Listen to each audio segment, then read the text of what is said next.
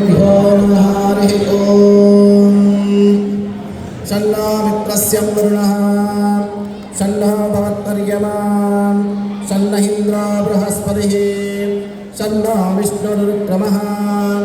नमो ब्रह्मणे